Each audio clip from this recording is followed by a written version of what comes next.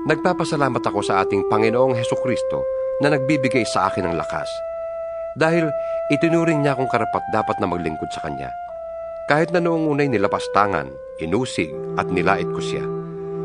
Sa kabila nito'y nahabag sa akin ng Diyos, sapagkat hindi ko nalalaman ang aking ginagawa noong ako'y hindi pa sumasampalataya.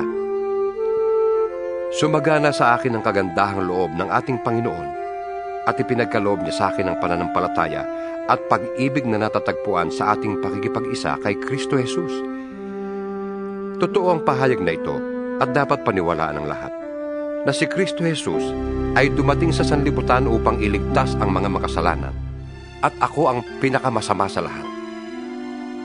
Ngunit akong pinakamasama ay kinahabagan upang ipakita ni Kristo Jesus kung gaano siya katiyaga at maging halimbawa ito sa mga sasampalataya at bibigyan ng buhay na walang hanggan. Purihin natin at walhatiin magpakailanman ang iisang Diyos, Haring walang hanggan, walang kamatayan at di nakikita. Amen.